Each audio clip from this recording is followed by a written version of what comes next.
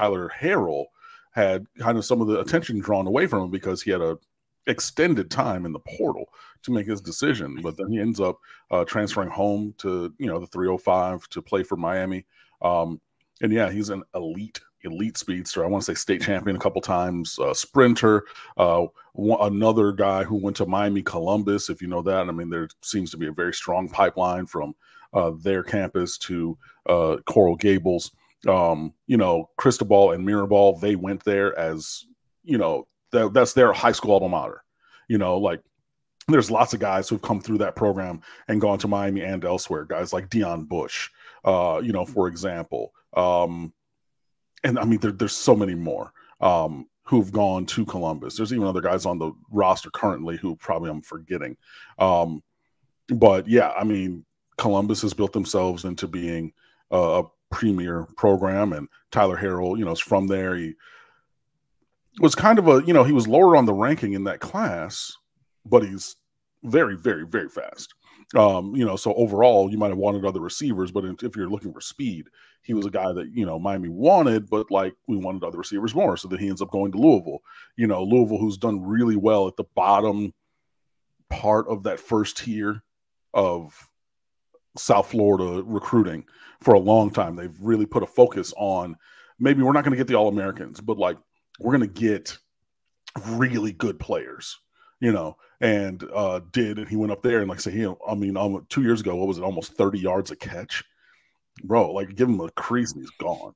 So then he transfers to Alabama. He goes through ankle and foot injuries. And obviously for a guy with speed, that's going to curtail your effectiveness some. But if healthy, and all signs are pointing to the fact that he is healthy, then you're getting hopefully that guy from a couple seasons ago, the one who averaged 29.18, I believe it was, yards per catch. So, Miami was looking for, wide receiver help, period, point blank. We need that, when after the spring, if you're looking at really Ray Joseph is going to be the guy to do something. Hopefully Colby Young takes a step forward. He could be decent, but I'm not sure that he has the wiggle, that you need to even kind of create separation, because you're not going to moss everybody every single time. And then Xavier Restrepo, just the, nice security blanket for Tyler Van Dyke. We need more. So you go get Tyler Harrell. That's more. And again, that's punt return, kick return, however you want to use them. You can throw it long to him because he's going to run past everybody. You can throw it short and let him work and go. Again, if he's healthy. So that's the big one. Casey, I was not selling Tyler Harrell as Devontae Smith in any such way. Find me a receiver in college football over the last couple of years that caught at least 18 passes in the season for 29 plus yards per catch. That's going to be difficult to find. So I just know that the guy's really fast. I've seen him playing, and I know his reputation. Right. But also, I think that kind of proves the point here. You know what I mean? He's not, from a usage standpoint, 18 catches, great. 500 something yards, bro. He's out of the frame. And if you think about it, again, this directly addresses the incredible lack of explosive plays from the Miami Hurricanes offense last year. We were literally bottom 5, bottom 4 in terms of offensive explosiveness. And you get the most explosive receiver from 2 years ago.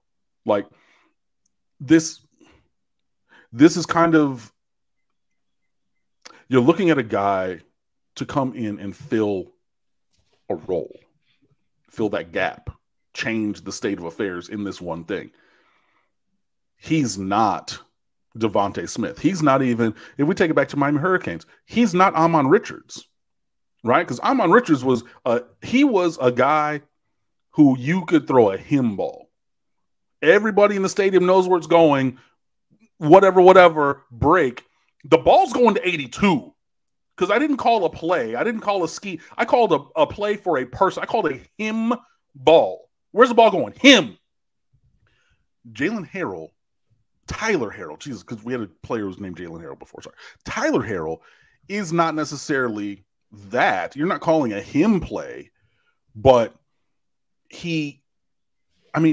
Miami could barely, struggled to get first downs last year, right? Had one of the least explosive offenses around. And you're talking about a guy who 2 years ago, he caught the ball and it was 3 first downs worth of yardage. What?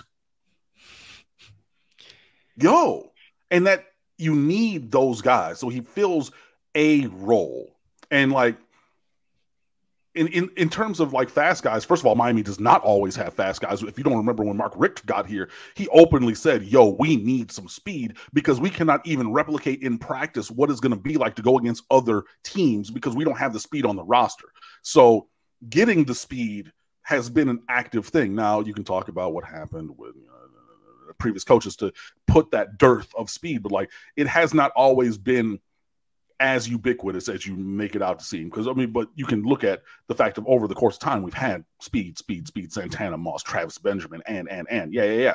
But it has not always been here, especially even recently. Because Mark Richt was coach here less than a decade ago, and he was talking about, we ain't got no kind of speed.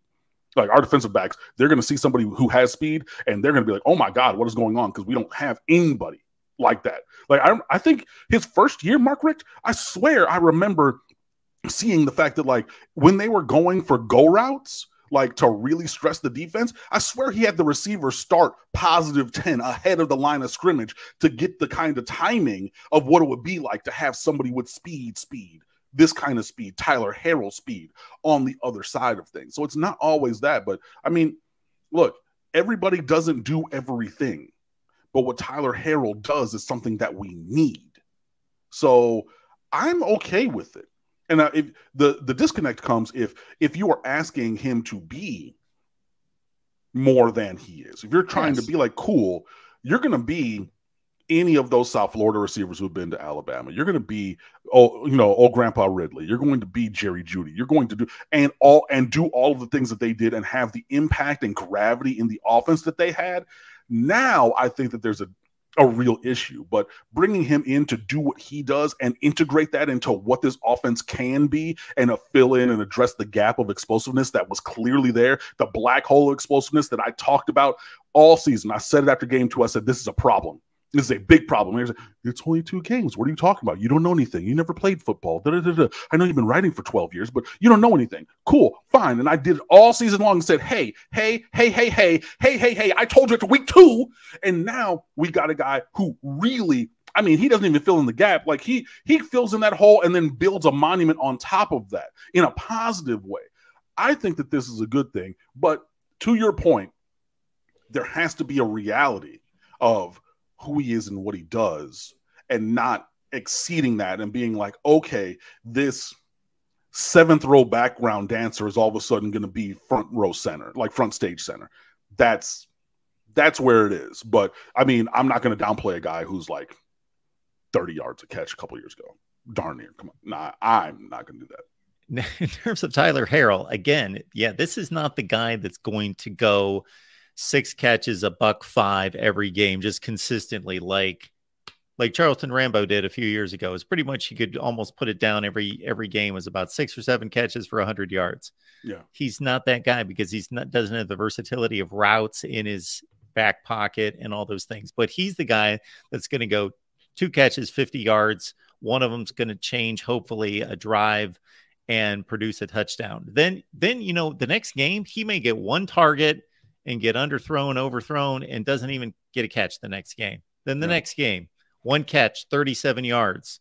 Then when you total it all together, hopefully they're at meaningful times in meaningful situations that change games, and he's going to have 29 catches for 640 yards and 4 or 5 touchdowns. Hopefully that's the result.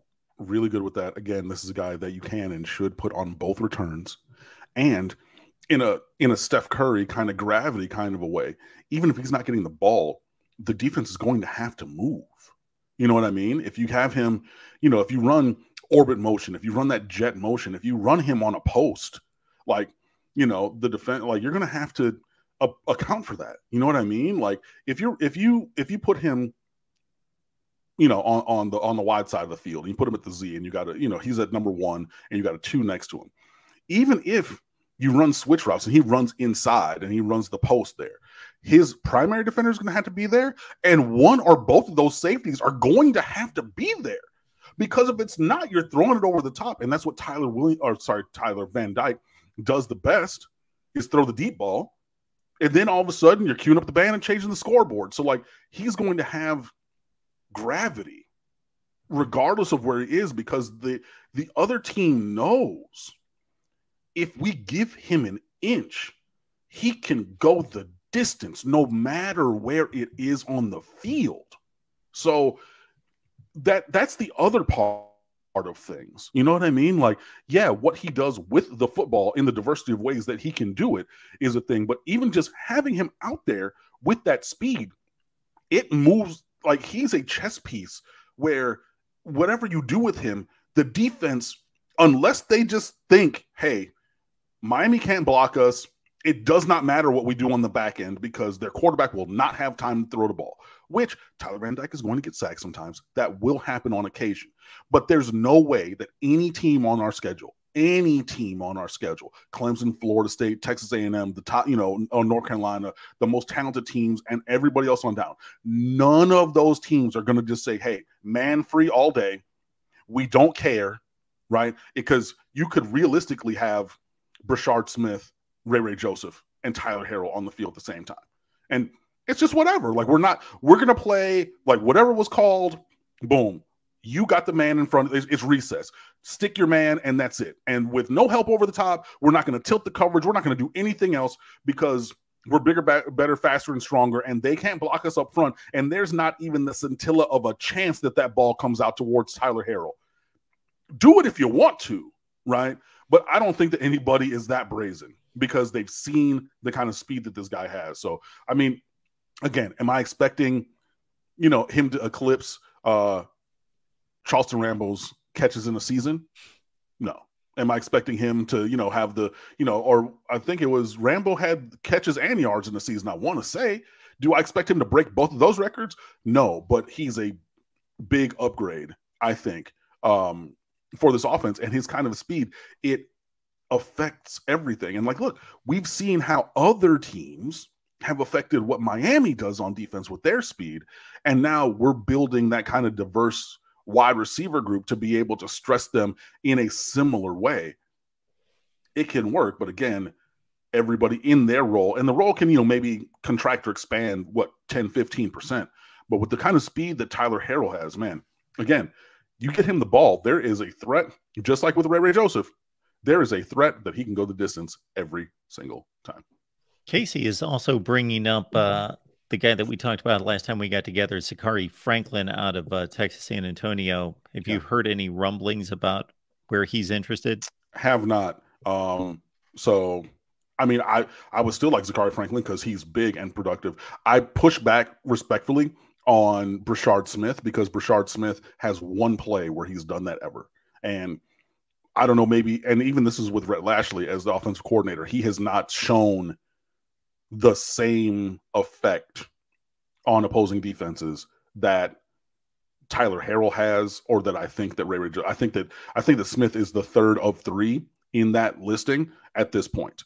So yeah, I don't necessarily agree that Smith can do everything that Harrell can because he has yet to do it so far. So I need to see that before I believe that. And with Ray Joseph, again, that's another guy. And speed on top of speed on top of speed is great, but he's a true freshman and has not done it at the collegiate level yet. So that's why I think that we saw a need here and everything. So we always have fast guys. I mean, like, yeah, but like, again, if all we're doing, and like we've run Brashard Smith on a variety of routes. I know people are like, oh, we only run the jet sweep thing with him. Yeah, but if he was also like that, maybe he makes a guy miss and then he goes, but he hasn't done that on the jet sweep stuff, right? He did it on the fake jet wheel that one time. But that was more like a packaged play. Like we had, shown that motion before, multiple times. And all of a sudden then we go to the wrinkle on that. And then as the defense steps up, he just kind of snuck out, kind of a thing. And then he was gone, right? But if I can name the one play in 2 years, then saying that he can do it, is doing a lot of heavy lifting there, is my point. So I still think that getting Tyler Harrell is a good get.